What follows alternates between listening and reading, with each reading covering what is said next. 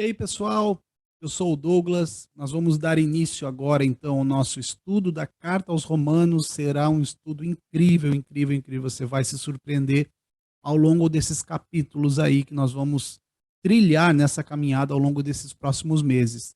É claro que o conteúdo que a gente grava aqui é um conteúdo mais resumido. Se você quiser ter acesso integral ao conteúdo, venha nas nossas reuniões, as nossas reuniões presenciais aqui na comunidade. Se você tiver interesse, nos procure, coloque um comentário nas redes sociais e a gente passa o endereço para você. Mas o livro de Romanos é um livro extremamente importante. Talvez muitas pessoas vão olhar para o livro de Romanos e vão dizer assim, tá, mas eu já aceitei Jesus, ali está falando muito sobre lei, sobre judeu, então não é para mim, eu pulo ele. Espera aí, só um pouquinho, vai com calma. A gente entendendo o livro de Romanos e o que o apóstolo Paulo estava querendo dizer, comunicar, na verdade, para os irmãos que estavam em Roma, a gente começa a entender muito sobre a fé sincrética dos nossos dias. Então você começa a desconstruir coisas que foram mal construídas por intermédio de não interpretar muito bem esse livro que é fundamental para a justificação pela fé. Algumas curiosidades, esse livro foi extremamente importante na conversão de Lutero, foi extremamente importante nas Institutas de Calvino, onde Calvino ali montou a sua sistemática de entendimento, que nos apoia muito, muito nesses dias hoje. Até mesmo você que não confessa o calvinismo, você também pratica algumas doutrinas de Calvino, porque é extremamente importante, porque ele não tirou da cabeça dele, ele simplesmente tirou da Bíblia, tirou do Novo Testamento, e conseguiu fazer uma sistemática de um bom entendimento para os nossos dias hoje. E não só ele, como diversos homens antes dele. Agostinho de Hipona foi um homem que se converteu também ao ler o livro de Romanos. Então, é um livro muito, muito importante para a construção ou para a desconstrução da fé cristã. Eu falo construção porque nós construiremos aqui, a partir desse livro agora, nós vamos pautar muito a nossa justificação pela fé. E também nós vamos desconstruir algumas coisas que foram mal construídas no nosso entendimento através de uma fé sincrética. Quando eu falo fé sincrética, principalmente a junção do judaísmo com o cristianismo. Isso é uma fé sincrética, misturou. E tudo que mistura com o evangelho, ele se torna incompleto. Ele tira a forma completa do evangelho e tira também os efeitos salvíficos de Cristo, porque acaba colocando o homem no centro, colocando as outras religiões, os outros dogmas no centro, e isso acaba deturpando um pouco o entendimento do evangelho. Então, é de extrema importância. Nós vamos começar, então, passando um panorama histórico para você. Para você se adaptar e ver que esse livro realmente não foi escrito para nós, esse livro foi escrito pelo apóstolo Paulo aos irmãos que estavam convertidos em Roma. Existiam alguns problemas que o apóstolo Paulo queria sanar ali também, e um deles era esse, era a fé sincrética, né? O cristianismo misturado com o judaísmo. Então você vai ouvir falar muito sobre isso no livro de Romanos. Esse livro foi escrito em torno de 57, no ano 57 depois de Cristo. Provavelmente, quando eu falo provavelmente, é porque é difícil datar as datas exatas, né, dos acontecimentos. Mas quando eu falo provavelmente, é que já foi aceito por diversas linhas teológicas como a data mais correta ou o local mais correto. Então essa carta foi escrita em 57 depois de Cristo, provavelmente essa data. Ela também foi escrita na última viagem missionária de Paulo, a terceira viagem missionária de Paulo. Provavelmente ele estaria na igreja, visitando a igreja de Corinto, na cidade de Corinto, e ali ele escreveu para os irmãos que estavam lá em Roma. Algumas curiosidades: Paulo não plantou a igreja de Roma, não foi ele o fundador, não foi também nenhum dos 12 apóstolos, dos originais. Essa igreja provavelmente ela nasceu depois do Pentecoste, depois da festa de Pentecoste, onde os irmãos receberam o Espírito Santo, e alguns deles que saíram dali, que não estão relatados na Bíblia, talvez foram para Roma, e ali começaram essa comunidade de fé lá em Roma. Mas, pelo fato deles não ter conhecido e não estar em contato diretamente com os apóstolos, eles se afastaram um pouco da doutrina. Eles começaram de uma forma correta. Um dos principais problemas que a história nos relata é que os judeus convertidos, né, esses irmãos que saíram da festa de Pentecostes, provavelmente foram para Roma e começaram lá a comunidade de fé, eles tinham a ideia de combater o judaísmo de uma forma mais humana, combater mesmo, né? É, pegar em espada, pegar em armas. Eles queriam impor para os irmãos que eram os judeus não convertidos, lá em Roma também, eles queriam impor para eles que Cristo era o Messias falado no Antigo Testamento. E esses judeus que não se converteram, que não acreditaram na palavra de Jesus Cristo, eles não aceitavam isso, e para eles era uma heresia. Então começou a ter um embate na cidade. E esse embate foi muito maléfico, a ponto dele estar brigando, realmente brigando fisicamente e trazendo prejuízo para Roma. Sabe-se que o governador na época ali da cidade, se eu não me engano o nome dele, Cláudio, ele decretou que todos os judeus saíssem da cidade para que acabasse com essa guerra, né? Essa guerra religiosa lá. E alguns saíram e outros ficaram, né? Porque normalmente é assim que acontece, né? Não saem todos, nem todos obedecem aos decretos. Mas a igreja continuou lá com alguns problemas de entendimento, com esse problema da briga, da imposição, né? De colocar goela abaixo nas pessoas, a nossa fé. E não é isso que Cristo veio nos ensinar. E Paulo, ao identificar isso, ele começa a escrever, e nós vamos ver a partir de agora o capítulo 1, eu quero fazer capítulo por capítulo, eu passei um panorama histórico um pouquinho para você se contextualizar com a carta, mas agora a partir do capítulo 1, Paulo vai começar a tratar de alguns aspectos, capítulo 1, capítulo 2, capítulo 3 e 4, vai falar muito sobre a fé judaica, sobre a situação do ser humano, a realidade do ser humano, a maldade do ser humano após a queda.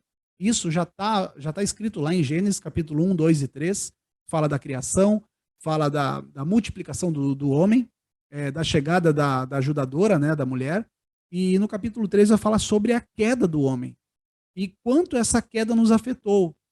E aí no capítulo 2, capítulo 3, ele vai falar muito sobre não ter um privilégio em ser judeu, ou morar em Israel, ou fazer parte de uma etnia.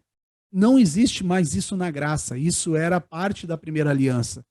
E esse livro é extremamente importante para nós entendermos a partir de agora que nós vivemos a graça de Jesus Cristo e nós não vivemos a fé judaica, porque não somos judeus. Você tem que ter em mente que hoje nós somos o povo gentil que foi alcançado, muito bem relatado pelo Evangelho de Marcos, porque Marcos mostra para nós um evangelho mais rápido, 16 capítulos, ele passa por todas as doutrinas que os outros evangelhos passaram, né? Mas ele nos dá um panorama porque ele tinha um público-alvo que eram os gregos, eram os gentios. Então, para ele não fazia sentido falar sobre o judaísmo ou falar muito sobre o Antigo Testamento.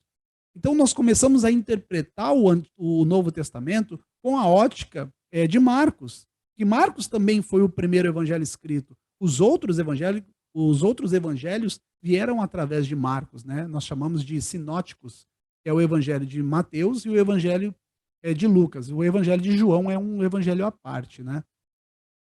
Mas você vê a diferença de Mateus para Marcos. Mateus ele é mais rebuscado, ele é mais completo em relação às doutrinas do Antigo Testamento, porque o público-alvo deles era judeu. Mas falando da carta aos Romanos agora, Paulo tem um público judeu dentro de Roma, mas também tem um público gentil. Então Paulo vai trazer um entendimento muito claro sobre essa parte dessa fé sincrética. Acompanhem conosco agora no primeiro capítulo, então, vamos para o capítulo 1 de Romanos.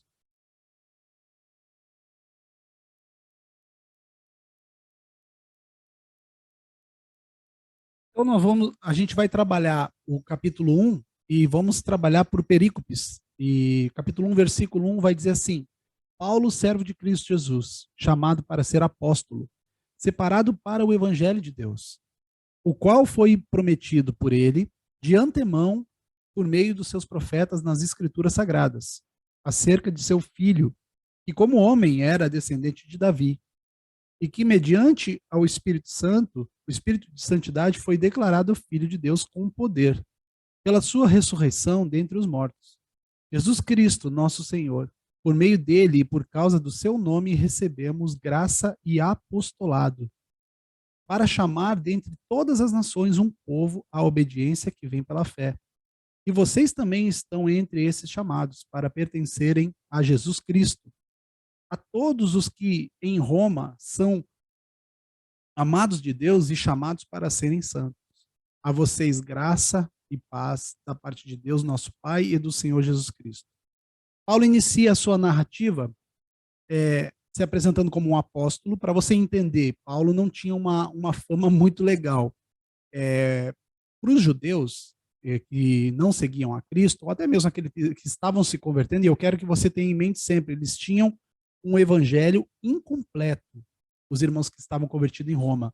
Porque, em parte, eles sabiam, mas eles não tinham participado de toda a construção da doutrina que estava sendo construída pelos apóstolos em Jerusalém e as viagens missionárias de Paulo e a sua equipe.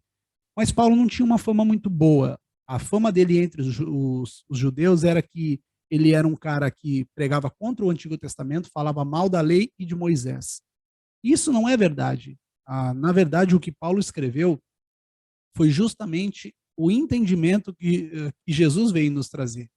E ele veio cumprir a lei veio até ele, e depois dele é como se fosse um outro tipo de vetor, porque a lei tinha um vetor que apontava para Jesus Cristo, e agora em Jesus Cristo, a lei teve o sentido completo nele, ele nos deu outro vetor. Então ele faz nos olharmos mais para o céu e não tanto para a terra, e a gente começa a entender a partir de Jesus Cristo, a partir das doutrinas agora que Paulo vai começar a nos escrever na carta de Romanos, que a justificação é pela fé. Ele disse, também vocês de Roma são amados de Deus. Vocês também fazem parte desse povo que vem pela obediência da fé em Jesus Cristo. Não é mais pelas práticas religiosas, não é mais por aquilo que a gente pode ver, mas agora sim pelo um evangelho que é pela fé. Então essa perícope, Paulo se apresenta para eles como um apóstolo. E nessa segunda perícope que nós vamos estudar agora, Paulo começa a tratar agora da vontade que ele tem de visitar os irmãos, e também ele faz alguns elogios, né, para os irmãos, dizendo que é notória a fé que eles têm, né, que eles demonstram para todos os irmãos que estão em outras localidades. Mas, na verdade, essa fé que eles tinham era uma fé que eles estavam querendo impor isso, né, goela abaixo, vamos se usar esse termo. E aí Paulo fala que tem esse anseio de estar visitando eles para dividir com eles alguns dons e também aprender com eles, Paulo fala. Porque, na verdade, Paulo tinha uma coisa em mente, ele tinha vontade de passar por Roma e que Roma, a igreja de Roma, enviasse ele para a Espanha para que ele continuasse a sua viagem pregando o evangelho. Mas, na verdade, isso não aconteceu, porque a gente sabe que Paulo, quando ele foi a Roma, ele acabou sendo julgado, condenado e morto lá em Roma.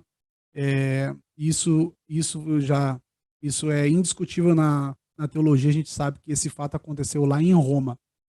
E agora o versículo que permeia todo o livro de Romanos, eu quero que você grave esse versículo, é o 16 e o 17. Ele vai dar o panorama do que ele quer conversar com esses irmãos, o que ele quer dialogar lá, o que ele está querendo desmontar e montar novamente certo nos irmãos lá. Diz assim, no 16, não me envergonhe do evangelho, porque é o poder de Deus para a salvação de todo aquele que crê, primeiro do judeu e depois do grego. Porque no evangelho é revelada a justiça de Deus, uma justiça que vem do princípio ao fim pela fé, como está escrito, o justo viverá pela fé. Paulo agora começa a descrever que o evangelho é o poder de Deus. A palavra de Deus agora foi revelada. O evangelho foi revelado através do evangelho, do entendimento do evangelho, nós entendemos a justiça de Deus. Deus tinha uma sede de justiça. Os animais não saciavam essa sede. Todos os homens pecaram. Todos estavam destituídos da glória de Deus. E o único sacrifício aceito foi o sacrifício de Jesus Cristo. Então, nisso é revelada a justiça de Deus através do evangelho. E essa justiça, Paulo diz que é pela fé. Por isso que nos próximos versículos que a gente vai ler agora, ele vai mostrar como é que é a realidade do ser humano, como o ser humano realmente é. Ele vai falar sobre o caráter do ser humano, do homem caído, na verdade. Depois da queda, depois do pecado de Adão, o quanto esse pecado nos afetou, de que tal forma esse pecado nos afetou que nós não tínhamos condições de nos achegarmos a Deus. Por isso que eu citei Calvino no início, porque Calvino, uma das doutrinas que na verdade não foi Calvino que fez, né? Foi os alunos de Calvino que compilaram essas doutrinas. Uma delas chama-se a depravação total. Eu vou ler uma frase que Calvino falou. Ele disse assim: Deus jamais encontrará em nós algo digno do seu amor. Veja bem, Deus jamais encontrará em nós algo digno do seu amor, senão que ele nos ama porque ele é bondoso e misericordioso. Quando Deus olhou para o ser humano caído, não existia em nós e não existe em nós nada atraente para Deus. Nada atraente, porque o pecado faz separação entre nós e Deus. E para você entender, nós fomos expulsos junto com Adão do nosso lugar que nós fomos criados, que nós fomos feitos inicialmente para viver, que era o Jardim do Éden. Mas quando Adão decidiu pecar e ele foi expulso, isso nos afetou de tal forma que todo ser humano que nasce a partir de Adão já nasce num estado pecaminoso, num estado que depois Paulo começa a descrever para eles aqui no capítulo 1. E eu quero ler o final do capítulo 1 aqui para vocês entenderem um pouquinho o quanto nos afetou esse pecado inicial. E vai dizer assim, do versículo 18: Portanto, a ira de Deus é revelada dos céus contra toda impiedade e injustiça dos homens que suprimem a verdade pela injustiça, pois o que Deus se pode conhecer é manifesto entre eles. E aí vai falar diversos atributos aqui. Eu vou ler o versículo 24. Por isso Deus os entregou à impureza sexual, segundo os desejos pecaminosos do seu coração, para a degradação do seu corpo em si. Trocaram a verdade de Deus pela mentira e adoraram e serviram as coisas e os seres criados em lugar do Criador, que é bendito para sempre. Amém. 26. Por causa disso, Deus os entregou às paixões vergonhosas, até as suas mulheres trocaram as relações sexuais naturais por outras contrárias à natureza. Da mesma forma, os homens também abandonaram as relações naturais com as mulheres e se inflamaram de paixões uns pelos outros. Começaram a cometer atos indecentes, homens com homens, e receberam em si mesmo o castigo merecido pela sua perversão. Aqui Paulo começa a tratar do estado pecaminoso do homem. E ele está falando isso, tenha em mente sempre, Paulo está falando isso lá para os irmãos em Roma.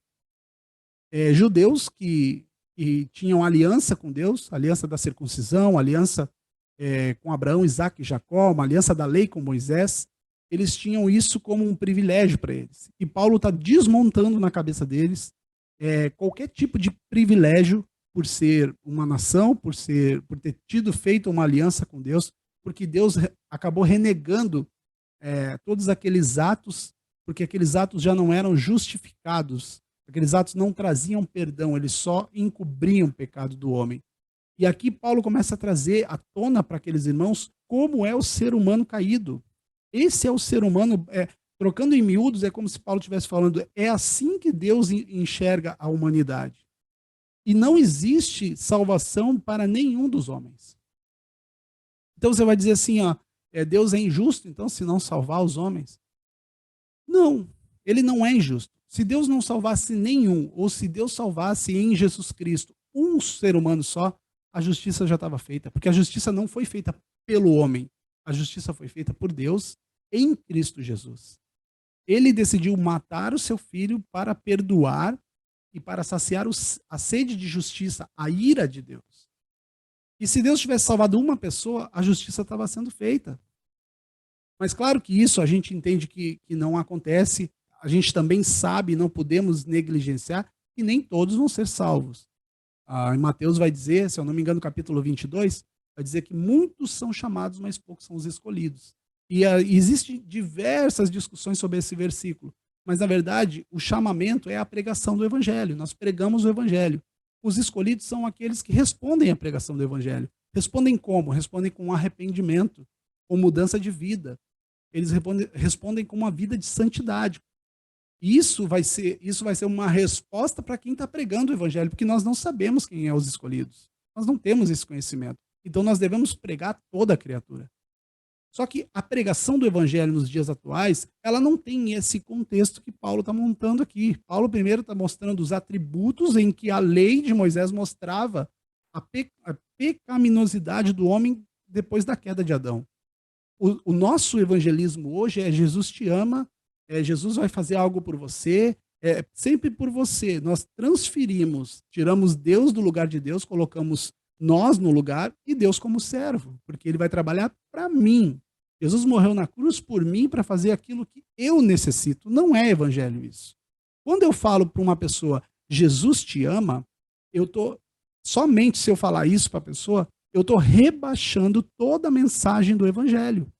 Porque aquela pessoa não vai entender sobre a queda, ela não vai entender sobre o estado pecaminoso, ela não vai entender sobre a justificação pela fé, e simplesmente ela vai achar que Jesus ama ela e ela vai continuar a sua vida. Aí vai muito à tona também essa teologia coach que a gente vê hoje, e coloca o ser humano como centro da mensagem do evangelho. E não é isso. Paulo mostra aqui aos irmãos de Roma, dizendo, é assim que nós somos, gente. E aí Paulo vai um pouquinho mais fundo aqui.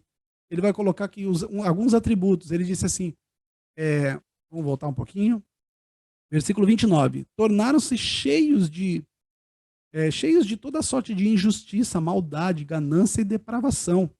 Estão cheios de inveja, homicídio, rivalidade, engano e malícia.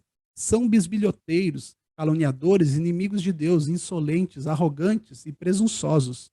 Inventam maneiras de praticar o mal, desobedecem a seus pais, são insensatos, desleais, sem amor pela família, implacáveis. Embora conheçam o justo decreto de Deus, agora falando para os judeus, de que as pessoas que praticam tais coisas merecem a morte, não somente continuam a praticá-las, mas também aprovam as que praticam. Aqui Paulo dá o panorama completo do ser humano, tanto para o judeu, quanto para o gentil, tanto para o grego. Aqui ele não faz distinção. Mas o público-alvo dele aqui, nessa perícope, é os judeus. Por isso que ele fala que a salvação é primeiro para os judeus, depois para o grego e depois para todos nós. Porque o intuito dele era trazer à tona aquilo que realmente o evangelho mostra sobre o ser humano. E ao longo do estudo, ao longo da nossa carta agora, da nossa caminhada da carta aos Romanos, nós vamos perceber Paulo falando muito sobre a relação do pecado, quanto afetou o homem, mas também da justificação. Então, não querendo adiantar o capítulo 5, mas o capítulo 5 e o versículo 12, ele vai ser fundamental agora, nesse período, para a gente entender o contexto que a gente está comentando no capítulo 1. Vai dizer assim, portanto, da mesma forma como o pecado entrou no mundo por um homem, e pelo pecado a morte, assim também a morte veio para todos os homens, porque todos pecaram. Pois antes de ser dada a lei, o pecado já estava no mundo, mas o pecado não é levado em conta quando não existe lei.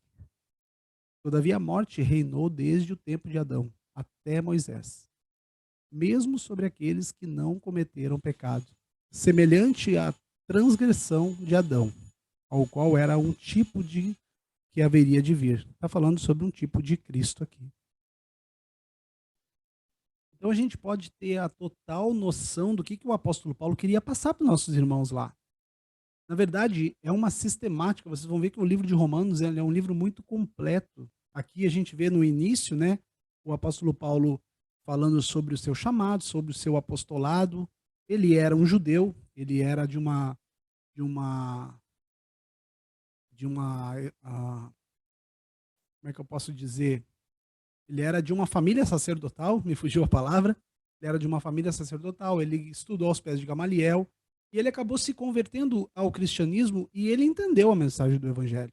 A gente vê o embate dele com Pedro ali, relatado em Gálatas, onde Pedro quando estava com judeus ele era judeu, quando estava com gentil ele era gentil. E aí Paulo também repreende ele ali, mostra que Paulo entendeu muito mais rápido a questão da mensagem central do evangelho.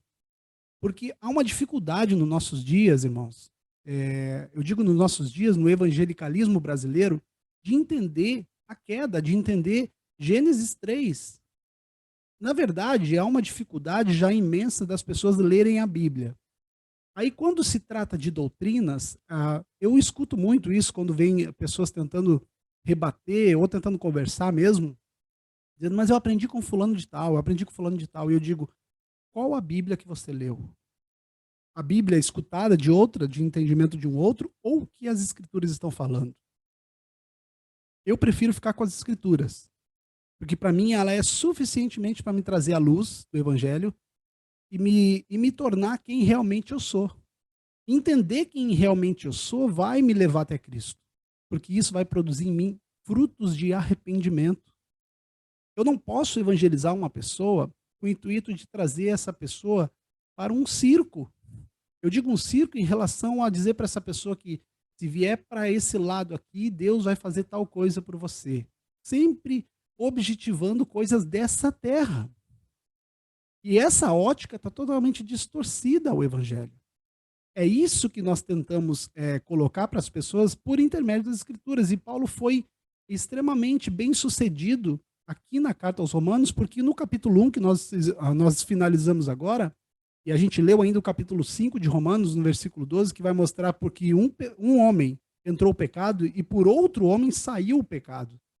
Entrou em Adão e saiu em Cristo. Cristo como se Adão fosse um tipo de Cristo, que trouxesse para nós o entendimento de quão o pecado inicial nos afetou, de qual modo que nos deixou tão afastados de Deus, apartados de Deus. E aí como é que eu vou evangelizar uma pessoa dizendo para ela, vem para esse lado que Deus vai te dar alguma coisa? Não, está errado. Olha o que Paulo estava evangelizando os irmãos. Eu quero agora contextualizar para os nossos dias, rapidamente para a gente encerrar aqui, para concluir. É como se o capítulo 1, nós estivéssemos evangelizando nos nossos dias os evangélicos hoje. Nós vamos mostrar para eles a realidade do quem eles são.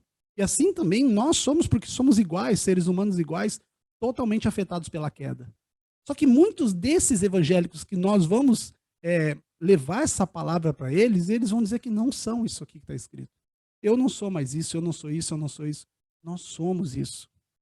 É o que nós somos. Nós somos pecadores, redimidos e salvos pelo sangue de Cristo, mas pecadores. A inclinação da nossa carne, nós estamos num mundo pecaminoso, num corpo corrompido, e sempre a inclinação do nosso pensamento, das nossas atitudes, vão ser inclinadas ao pecado. É por isso que nós temos que carregar a nossa cruz todos os dias. E esse evangelho que promete riquezas, que promete que você vai melhorar de vida, não é um evangelho. Porque o evangelho propõe para nós morte. Esses dias me perguntaram o que é ser igreja. Eu disse, ser igreja é mais fácil eu falar o que não é ser igreja. Porque hoje nós entendemos que estar em um lugar é ser igreja. Não, não é um lugar. É ser, é estar em Cristo. Isto é ser igreja. E as obras de Cristo, nós somos enxertados na videira. O fruto que nós produzimos não é nosso, o fruto vem da videira. Nós não podemos fazer nada. Nada, nada, nada sem Cristo. E aqui Paulo coloca a realidade para eles, dizendo, irmãos, vocês foram afetados assim como nós pelo pecado. O que nos difere é a mudança, a metanoia que isso transforma em nós. Isso vai me levar ao arrependimento ou vai me levar para um outro lugar? Que tipo de evangelho você tem vivido?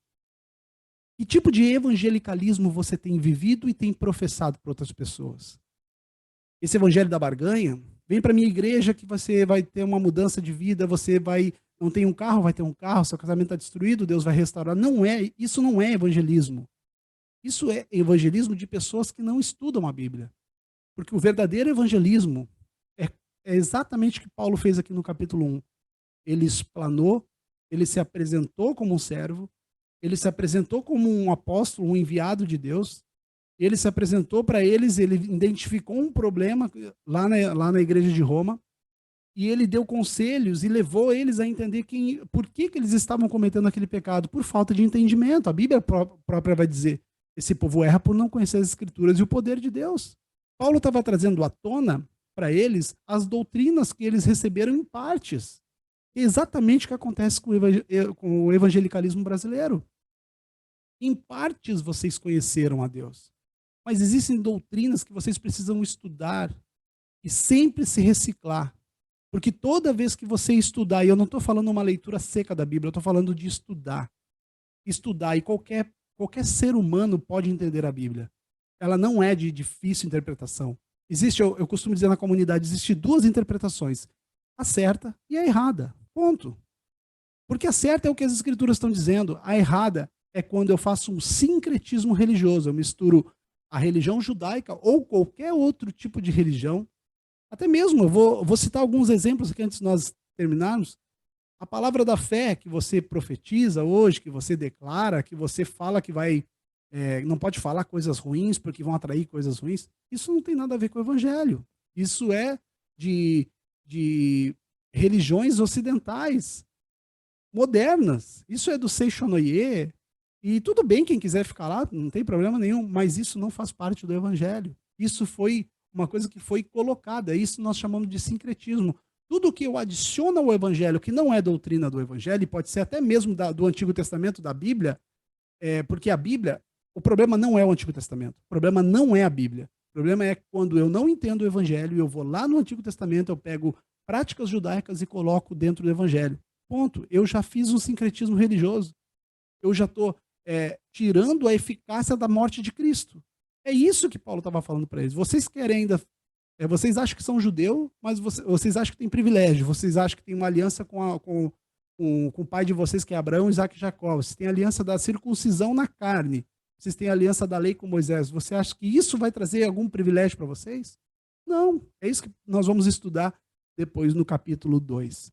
Espero que você tenha sido abençoado com essa palavra.